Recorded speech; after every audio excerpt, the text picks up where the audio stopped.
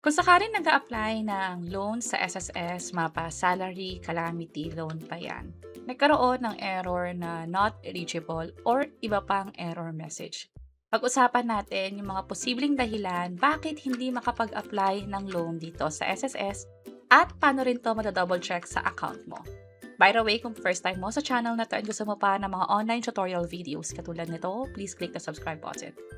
Pagka-login mo sa SSS online account, mapa mobile app man yan or sa website nila, nung nag-apply ka ng loans, possible makakuha ka ng error na not eligible.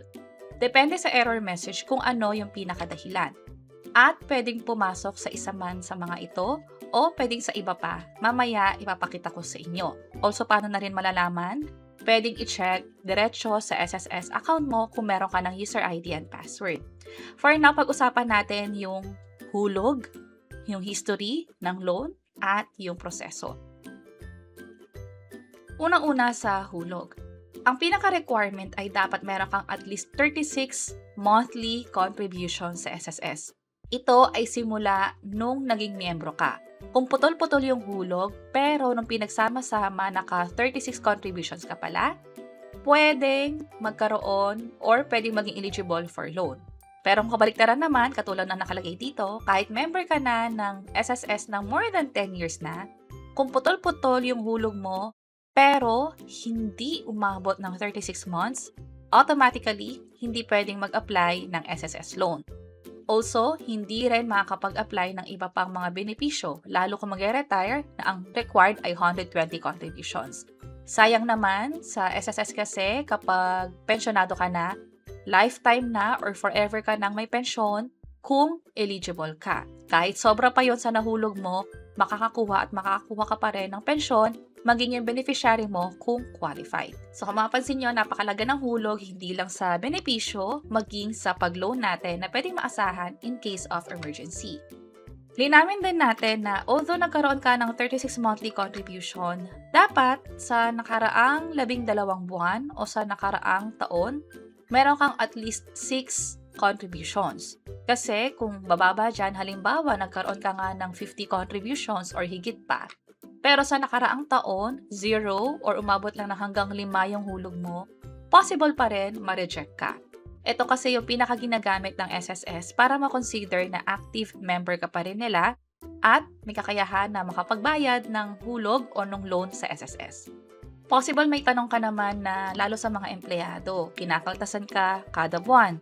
Pero na-reject ka rin dahil wala ka raw hulog nung nakaraang taon o di naman kaya hindi umabot ng 36 months. Pero binilang mo, sigurado ka na dapat pwede kang mag-loan base na rin sa hulog mo nung nakaraang taon at yung total contribution mo.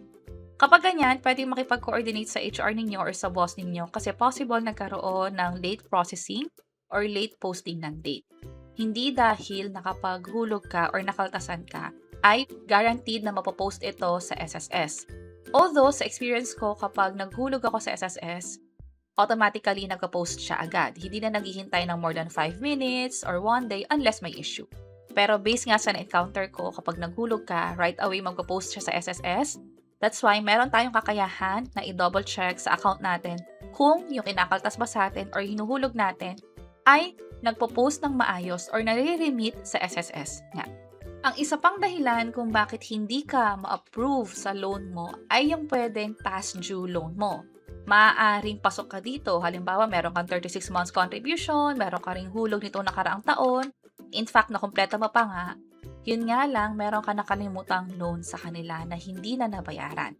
Pag sinabing loan, kahit anong loan yan, salary loan, calamity or emergency loan, or educational loan nila dati, at hindi mo nga ito nabayaran, hindi automatically na paid na to at kukunin sa mga contribution mo.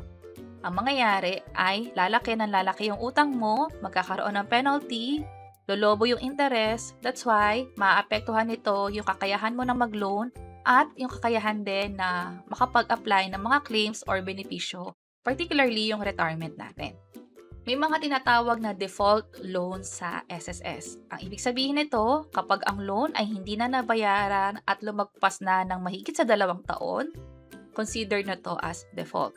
Ang pinakamangyayari ay pwedeng maging due and demandable ito at kailangan itong bayaran. Pwedeng buo. Lalo kung sa loan condonation, pwede tayong magbayad ng one-time or by installment.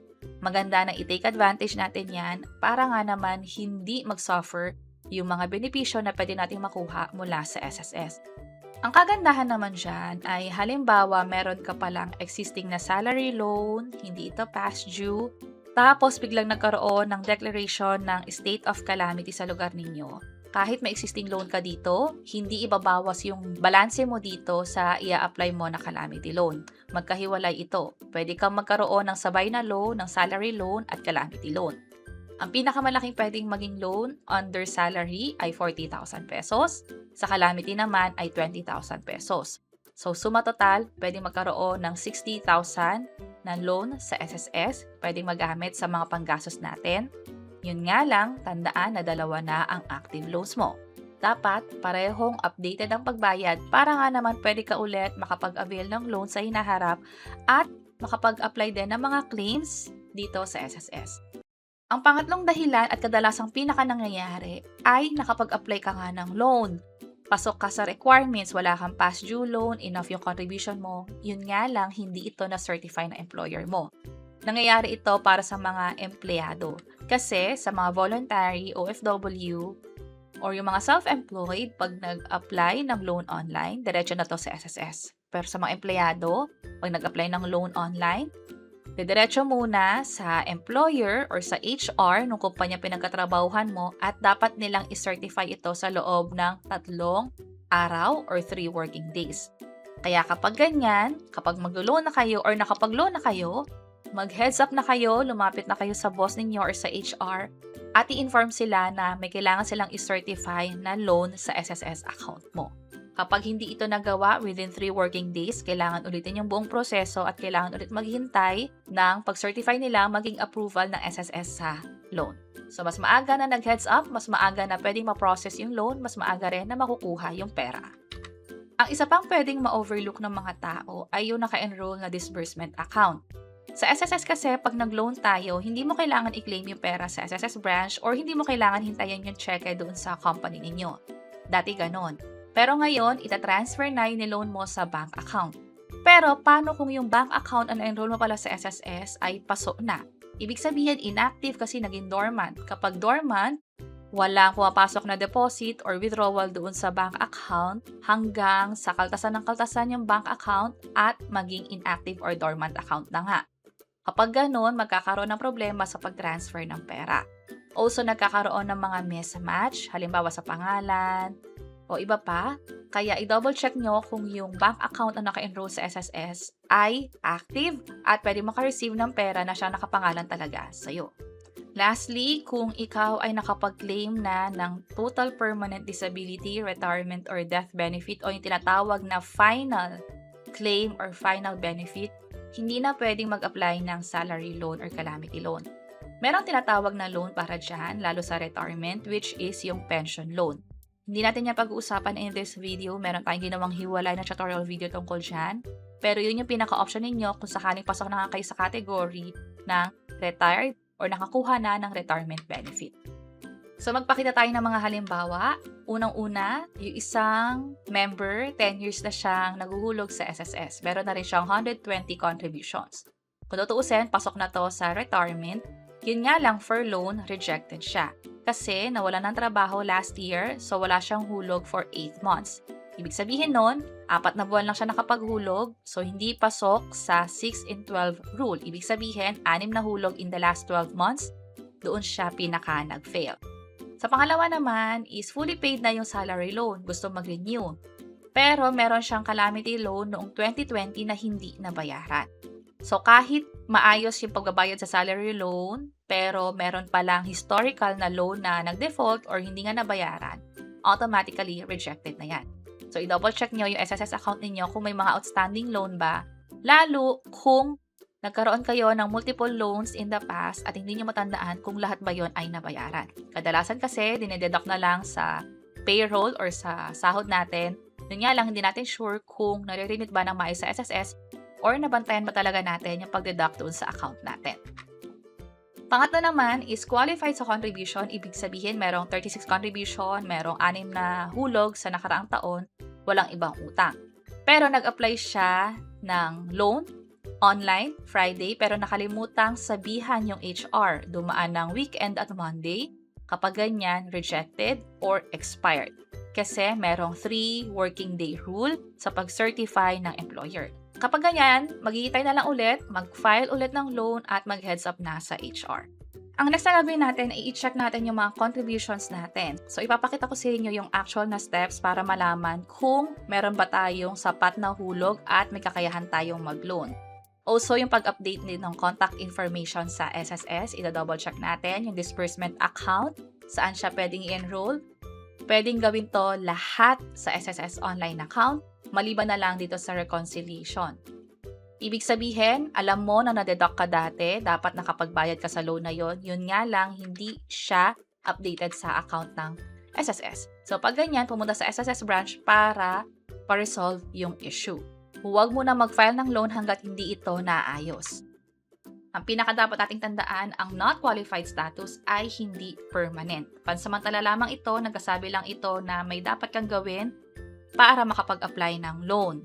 At tandaan, kapag maayos yung record natin sa SSS, mapa-loan man yan, benefits o iba pa, makakakuha tayo ng claims or benepisyo mula dito, lalo kung meron tayong sickness benefit na pwedeng i-avail, unemployment benefit, maternity benefit at iba pa, maging yung pensyon. At bago natin i-end tong video na to, ipakita ko lang sa inyo very quick yung paraan ng pag-loan dito sa SSS. Halos pareho lang yung sa emergency, calamity at salary loan. Pagka-login mo sa SSS online account mo, merong loan sa bandang taas. Pwede rin tong i-access sa cellphone mo. Pumunta lang sa website ng SSS, that's sss.gov.ph. Kung mag-login dito, i-click itong create my SSS account or login and then login ulit. I-enter ang user ID and password. I-enter ang OTP na may receive sa phone or kung meron kayo na setup na time-based password or sa Google Authenticator, pwede din yon. And then, tap nyo lang tong 3 lines, loans. Kapag naman computer ang gamit ninyo, hindi na kailangan i-tap yung 3 lines, makikita nyo na agad yung menu. Dito, may loans, piliin lang kung salary or calamity loan. For this case, try natin yung sa salary loan. Balik tayo sa phone na view. Ito yung buong menu. Mapapansin ninyo na meron lang 4 na steps. Napakadali ng mga steps na to. Click lang or tap lang, makakapag-proceed na at makakapag-apply ng loan. Sa bandang baba, andito yung disbursement bank. Nakapag-enroll na tayo ng bank account dati under services disbursement account.